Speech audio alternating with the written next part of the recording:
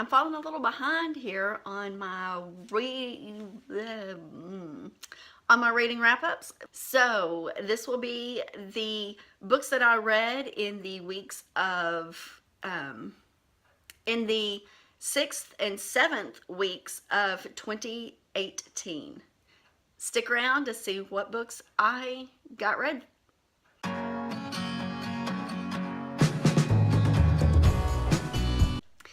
Hey y'all, it's Jen and welcome to my channel, Ifers Inklings. And today I have my weeks 6 and 7 of 2018 wrap up for you. For these 2 weeks, I managed to read 5 books. The first book I read was A Conjuring of Light by Victoria Schwab. This is the 3rd book in the... What's the name of that series? I don't remember. Anyway, it's the 3rd book, final book in that series. I really enjoyed it. I gave it 4 stars. I did listen to this book on audio. It is an adult fantasy, and I'm not going to go too much in the details of the book because it is the 3rd book of a series. Shades of Magic. It's the Shades of Magic series.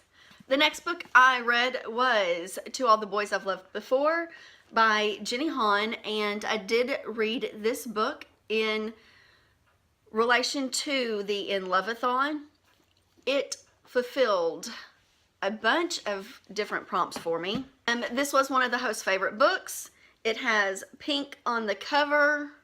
It also fulfills part of Read-a-thon because I own this book, and it has pink and white on the cover. This is the first book in a YA series. I did also use it for a prompt for my book Riot challenge, which was the first book in a new to you YA or middle grade series. I really enjoyed this book. I gave it 4 stars, and it follows Laura Jean and her adventures when her love letters to her former crushes somehow get mailed out. I thought this was really cute. I could really actually relate to Laura Jean and how she was in high school, because that would have been me in high school. But it was an interesting, cute little book, and I am interested to see how the rest of this series goes. The next book I read was On the Fence by Casey West, and this also fulfilled a bunch of prompts for the In Love-a-thon and also Read-a-thon. For In Love-a-thon, it was my favorite romance author. I love Casey West so much. Favorite trope, this is the best friends to lovers trope. Also a classic love story because I'm going to assume it's a classic love story. And then for Read-a-thon, it is a spring theme cover. And I mean, it's probably more summery, but whatever. We're going with spring there. So I gave this one 3 out of 5 stars. It is not my favorite Casey West story. I really enjoyed the story up until about the end of the book, and then it became completely and totally insta-love. Now, I understand that they have built this relationship up because they've been best friends since they were itty-bitty, but then just to discover that you like each other and then all of a sudden be confessing your undying love, it just didn't feel authentic to me. But I did enjoy the story for the most part, and I enjoyed how things were wrapped up. Very cute.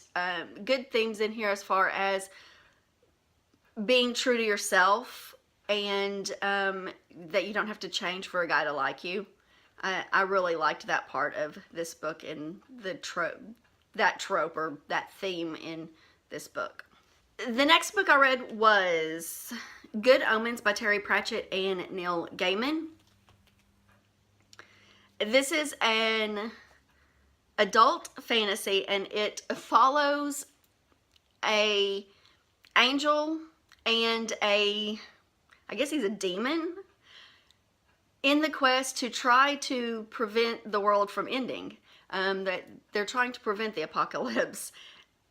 And it is hysterical and funny, because that's what hysterical means, Jennifer. But it was very enjoyable. It felt very long, though. There was a comedy. It was kind of a comedy of errors too, because the angel and this, I get demon, they both kind of muck things up quite a bit, but it was funny, it was amusing, kind of relevant even to today. This book was written in 1990, but 17, 18 years later, I can still see the relevance of some of it and the themes and the topics. So very good. I read this as part of my A Year of Gaming series that I'm doing. And I gave it 4 stars. I did listen to the audiobook version of this, which was good. Again, it felt long, and I listened on 1.5 speed, and it took me forever to listen to. But I really enjoyed it. There was a good cast of characters, and I don't know what else to say about it. So the final book I'm going to talk about in this wrap-up video was one of the books I finished for Contemporary-a-thon.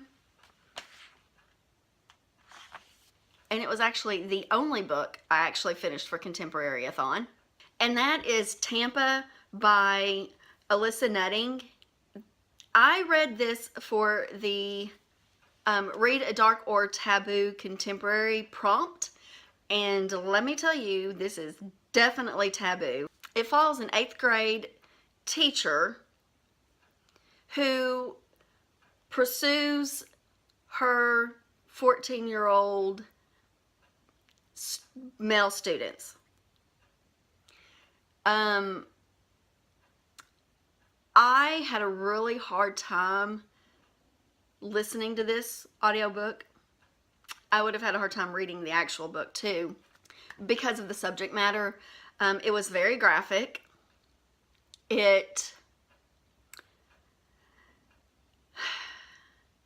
left me feeling gross and dirty, and like I needed a shower and I needed to bleach my ears.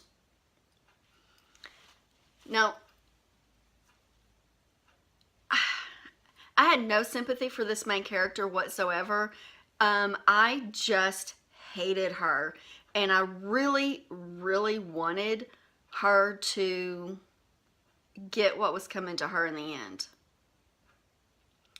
I did have some sympathy for the 2 main boys in this series, or in this story. I felt really bad for them. One of the boys was what you would think a sexual predator would be attracted to, as far as a little timid, a little shy, maybe a little lower on the self-esteem side of things, and also has a divorced parent situation, and his dad is a little creepy, and a little, not absent, but not real involved. Then the second boy is one that, I don't even know how to describe his personality. He's one that would kind of scare me growing up into what he would grow up to be. Aggressive,